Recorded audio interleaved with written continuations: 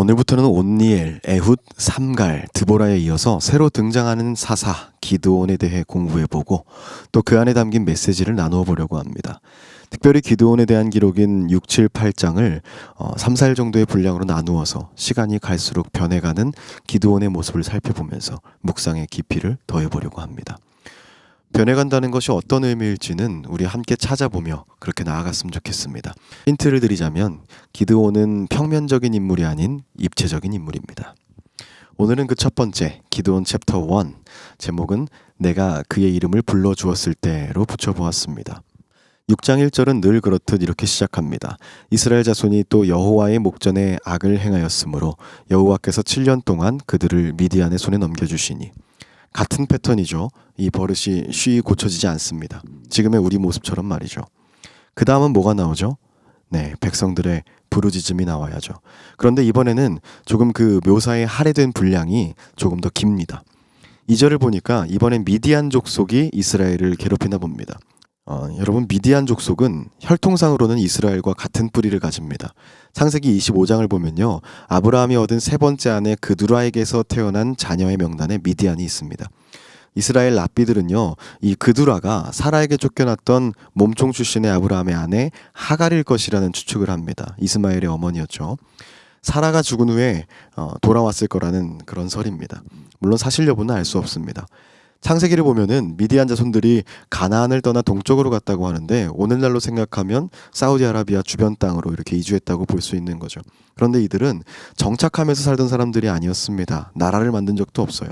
어떻게 살고 있었는지 간접적으로 등장하는 걸 찾아보면은 요셉의 형들이 요셉을 팔았던 사람들이 미디안 상인들이라고 하는 것 보니까 이것저것 옮겨다니면서 장사를 했음을 알 수 있습니다. 그리고 그들은 부장을 하고 다녔습니다. 다니는 곳에서 약탈도 했을 것이고요.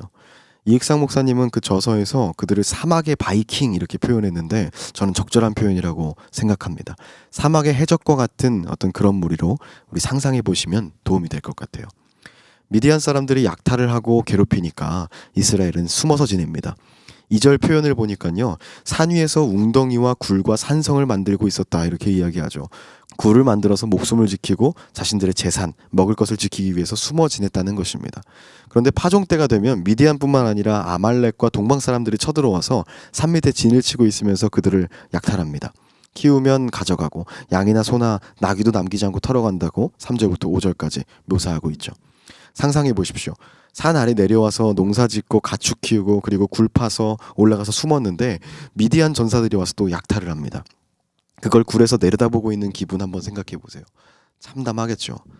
그런데 6절, 드디어 이스라엘 자손이 미디안으로 인해서 궁핍함이 심해져서 여호와께 부르짖었다 이렇게 나오고 있어요. 그런데 여기서 사사를 보내주시는 것이 아니라 이번에는 선지자를 먼저 보내십니다. 하나님의 마음을 전하시는 거죠. 출애굽의 역사를 다시 상기시키면서 하나님이 하셨던 일을 되뇌이게 합니다. 그리고 10절, 그러나 너희는 나 여호와의 목소리를 듣지 아니하였다. 이렇게 잘못된 것을 알려주고 계신 겁니다. 이스라엘의 죄가 무엇인지 먼저 깨닫게 하시는 거죠. 11절, 그리고 나서 이 여호와의 사자는 이제 요아스의 아들 기드온에게 갑니다. 여기서 기드온이 나오는 거예요. 그때 기드온은 미디안 사람들에게 들키지 않으려고 밀을 포도주 틀에서 타작하고 있었어요. 포도주 틀이라는 것은요, 매우 작은 3평 남짓한 공간이라고 해요. 당시 타작을 할 때는 낙타를 이용했는데요, 적어도 30평이 되는 공간에서 행해졌습니다. 그런데 지금 이 3평 남짓의 포도주 틀에서 하고 있다는 것은 비밀스럽고 조심스럽게 타작을 하고 있다는 거예요. 그런데 그런 그에게 여호와의 사자가 큰 용사여 여호와께서 너와 함께 하시도다 이렇게 이야기합니다. 아니, 지금 미디안한테 쫄아가지고 몰래 굴에서 내려와서 숨죽여서 포도주 틀에서 타작을 하고 있는데 큰 용사라니 뭔가 모순적이죠. 그래서 기드온은 대답합니다. 오 나의 주여, 여호와께서 우리와 함께 계시면 어찌하여 이 모든 일이 우리에게 일어난 것입니까? 우리 조상들은 일찍이 우리 세대에게 여호와께서 우리를 애굽에서 탈출시키셨다고 했는데 그 기적 같은 일들을 행하셨던 그 하나님 어디 계신 겁니까? 왜 우리를 미디안한테 당하게 하십니까? 하나님께서 함께 하신다는 그 말을 반박하는 겁니다. 불손하죠. 우리는 이 모습에서 하나님의 뜻대로 살지 않는 것을 반성하기보다는 이 현실의 어려움을 하나님의 탓으로 돌리는 우리들의 모습을 겹쳐서 볼 수 있습니다. 지금 기드온은요, 현실에 대한 진단은 정확하게 하고 있어요. 상황 파악을 잘 하고 있는 겁니다. 그러나 그 일이 벌어진 자기 자신 그리고 이스라엘 백성에 대한 진단은 없습니다. 14절 여호와께서는 그 모습도 참아주십니다. 어쩌면 이 지경이 된 자녀들이 가엾지 않으셨을까 하는 생각도 해봅니다. 그리고 말씀하시죠. 가서 이 너의 힘으로 이스라엘을 미디안의 손에서 구원하라. 내가 너를 보낸 것이 아니냐 하시니라. 하나님 이러시는 거예요. 그래 힘들지 아팠지 그래서 내가 너를 큰 용사 사사로 보내는 거잖아. 가서 너의 힘으로 이스라엘을 구해라. 자, 그런데 너의 이 힘으로 이스라엘을 구해라. 너의 이 힘, 이것은 무엇입니까? 지금 기드온 타작 중이었으니까 하나님이 그놈 참 타작 시원시원하게 잘하네 하면서 그 기드온의 힘을 말씀하시는 걸까요? 아닙니다. 이 힘은 앞서 언급하신 하나님이 함께 하신다에서 비롯되는 것입니다. 하나님이 함께 하시는 것이 진정한 힘이기 때문이죠. 그런데 기드온은 또 대답합니다. 주여 내가 무엇으로 이스라엘을 구원하리이까? 보소서 나의 집은 므낫세 중에 극히 약하고 나는 내 아버지 집에서 가장 작은 자니이다. 기드온이 말하는 겁니다. 하나님 저는 작고 연약합니다. 므낫세 지파에서도 우리 집은 작은 가문이고 그 작은 가문에서도 제가 제일 힘없는 사람이에요. 그런데 하나님께서 말씀하시는 거예요. 내가 반드시 너와 함께 하리니 너가 미디안 사람 치기를 한 사람 치듯 하리라 하시니라. 이것은 하나님이 함께 하시면 그 강력하고 수많은 미디안 사람을 상대하는 것이 문제가 없다는 거예요. 그런데 기드온은요. 그럼 그 약속의 표징을 제게 주십시오. 제가 예물을 가지고 다시 돌아와서 주님께 그걸 드리길 원합니다. 떠나지 마시고 기다려주세요. 그럽니다. 그랬더니 그 여호와의 사자가 기다리겠다고 했어요. 여기서 여호와의 사자는요. 곧 여호와 하나님입니다. 하나님의 말씀을 대신 전하는 사람이니까요. 이제 기드온이 가서 염소 새끼를 한 마리 잡고요. 가루 한 에바로 무교병을 만들고 잡아온 염소 고기를 소쿠리에 담아서 끓인 그 국을 양푼에 담아서 하나님의 사자를 대접했다고 나와요.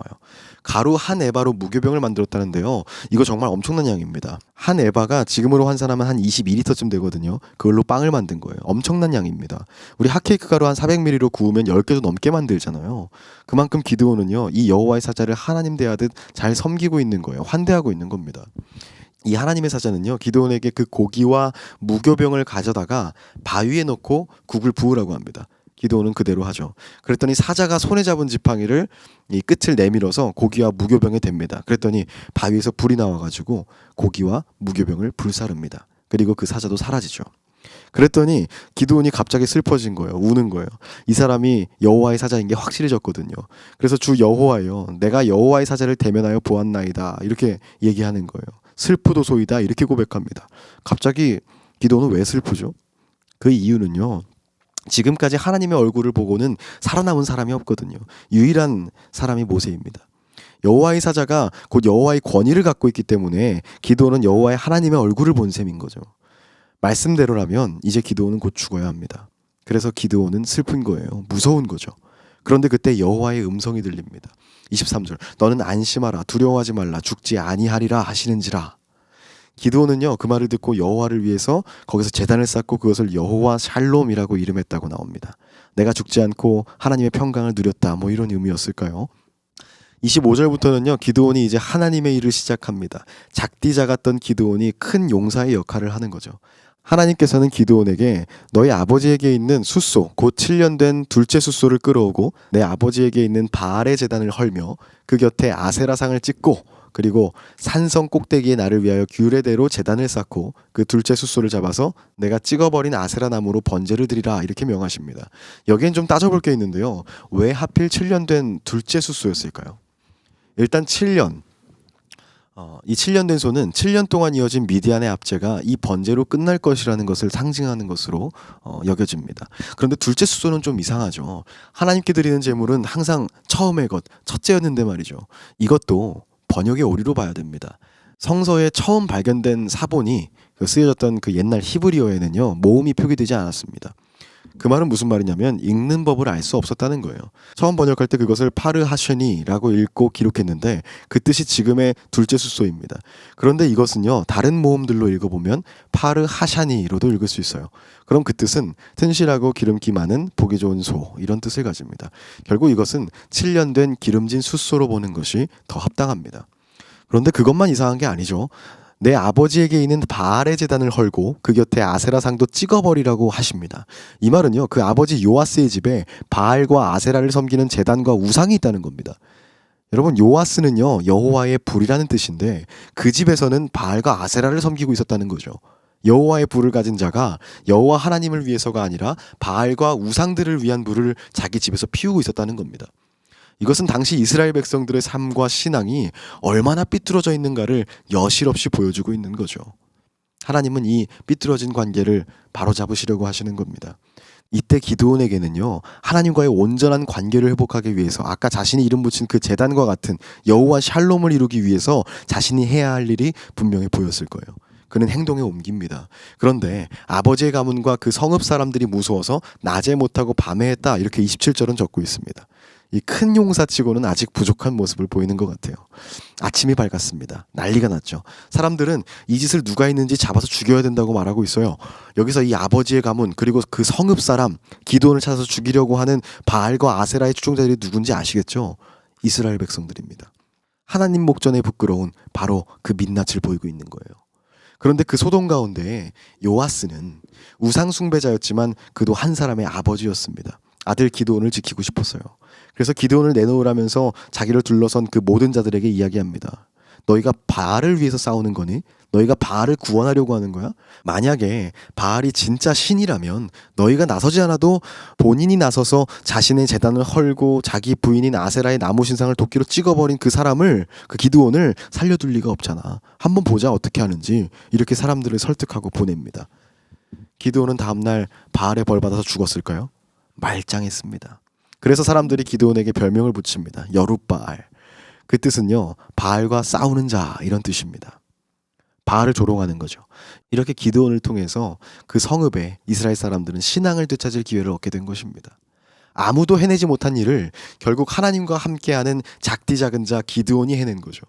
그는 하나님께서 말씀하신 큰 용사로서의 그 첫 발을 내디딘 겁니다. 여러분, 오늘 기드온의 이야기를 통해서 무엇을 느끼셨나요? 기드온은 오늘 하나님의 사자를 만나서 하나님께 새로운 이름으로 불립니다. 큰 용사. 그런데 기드온은 그것이 납득되지 않았어요. 그래서 그는 어떻게 대답했습니까? 나의 집은 므낫세 중에서도 극히 약하고 내 아버지 집에서도 제일 작은 자가 바로 저입니다. 제가 어찌 큰 용사입니까? 지극히 맞는 말 같거든요. 그는 지금 미디안이 두려워서 몰래 나와서 타작하고 있었어요. 큰 용사라는 말을 들은 후에도 하나님이 맡기신 일을 두려움에 떨며 낮이 아닌 밤에 행했습니다. 그런데도 하나님은 그를 큰 용사라고 부르셨어요. 여러분, 하나님이 우리를 부르실 때에는요, 어려운 말로 소명하실 때에는요, 나는 보지 못하고 있는 나 자신의 가능성, 거기까지 다 헤아리십니다. 내가 현재 능력이 없고 부족해서 하나님의 소명에 당장은 응답할 수 없다고 그렇게 말하지 마십시오. 스스로 판단하고 그 소명을 사명으로 바꿔내는 일을 미루지 마시라는 거예요. 하나님께서는요, 우리의 이름을 불러서 소명하실 때 그 소명을 감당할 수 있는 능력도 주십니다. 하나님은 우리의 지금 모습이 아니라 잠재된 가능성을 소명하시는 것입니다. 그리고 그 가능성은요, 하나님께서 우리를 소명하실 때 비로소 움트기 시작합니다. 우리의 이름을 부르실 때 그 가능성은 그 줄기를 내고 꽃을 피울 준비를 하는 거예요. 그 꽃을 어떻게 피워낼 것인가는 나 자신에게 달려 있습니다. 기드온도 그랬잖아요. 자신은 몰랐지만 하나님은 기드온의 가능성을 보셨습니다. 나는 안 될 것 같았지만 하나님 보시기에는 가능한 일이었습니다. 그렇게 그 작은 자 기드온은 큰 용사가 되어서 이스라엘의 우상 숭배를 끊어내고 그 신앙의 방향을 하나님께로 조정하는 첫발, 그 스타트를 끊습니다. 이와 같이 하나님께서 소명하실 때에 하나님의 안목을 신뢰하면서 즉각 응답하는 그런 우리가 되어야 되는 줄로 믿습니다.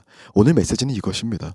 하나님의 마음을 구하고 그 마음을 알았다면 그 소명, 사명으로 바꿔내기를 주저하지 마십시오. 주님께서는 그 소명을 이루기 위한 능력 더하시고요. 그 능력의 씨앗은 태초부터 이미 우리 안에 심겨져 있습니다. 여러분, 그런데 그 가능성은요, 그 가능성이란 꽃을 피우는 생명력, 그 힘이 무엇인지를 깨닫고 그 힘에 몸을 맡길 때 발현됩니다. 우리는 하나님께서 기드온에게 주신 이 너의 힘으로 이스라엘을 구원하라, 이 말씀에서 그 힘의 근원이 무엇인지 배우지 않았습니까? 그것은 하나님께서 함께 하시는 힘입니다. 이 힘의 원천에서 하나님을 소외시킬 때 그 꽃은 시듭니다. 앞으로 기드온은 그 꽃을 잘 피워낼 수 있을지 기대하면서 또 응원하는 마음으로 내일도 계속해서 사사기를 읽어나가겠습니다. 오늘 말씀의 메시지를 되새기게 해줄 한 편의 시가 떠올라서 그 한 구절 읽어드리고 오늘 말씀을 갈무리하겠습니다. 내가 그의 이름을 불러주기 전에는 그는 다만 하나의 몸짓에 지나지 않았다. 내가 그의 이름을 불러주었을 때 그는 나에게로 와서 꽃이 되었다. 기도하겠습니다.